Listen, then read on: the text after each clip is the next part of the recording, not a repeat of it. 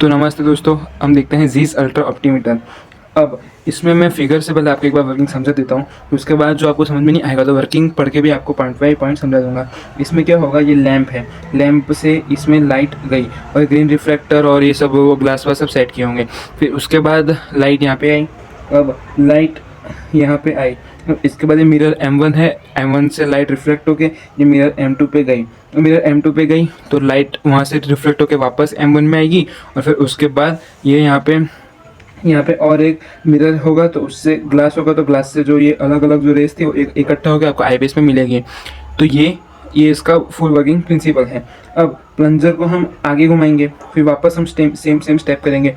तो जो आगे घुमाएंगे तो जो कुछ भी सरफेस प्रॉपर होगी तो आगे जाएगा तो वैल्यू सेम होगी। अब फॉर एग्जाम्पल ऊपर खबर जगह है तो आगे गया तो ये कांच ऊपर हुआ, फॉर एग्जाम्पल कांच ऐसा हो जाएगा तो इसकी वैल्यू चेंज होगी। अब इसकी वैल्यू चेंज हुई तो यहाँ पर थोड़ा हमें डिफ्लेक्शन देखने को मिलेगा, तो उस हिसाब से हम रीडिंग लेके और उस हिसाब से हम स्टैंडर्ड कंपेयर करके हमें हमारा जो वो हमें फाइंड करना होगा वो मिल जाएगा। होप आपको समझ में आ गया होगा। अब नहीं समझ आया तो वर्किंग देखते हैं।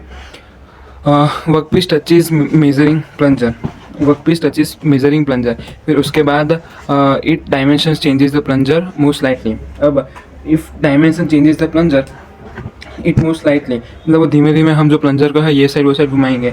फिर वो हो गया। फिर this small movement tilts the mirror through the lever mechanism. अब वो लीवर मैकेनिज्म के थ्रू ये थोड़ा वो घुमा देगी।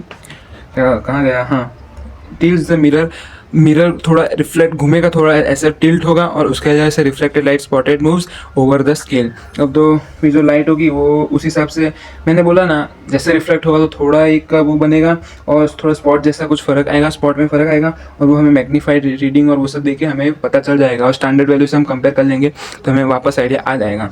अभी भी इसके एडवांटेजेस देख लेते हैं। एक्यूरेसी हाई है, फिर हाई मैग्नीफिकेशन भी हाई है और नो फ्रिक्शन एरर इसमें ना के बराबर है और सेंसिटिविटी भी ज़्यादा है। मतलब थोड़ा भी जो चेंज होगा तो तुरंत ही अपना वैल्यू चेंज कर देगी।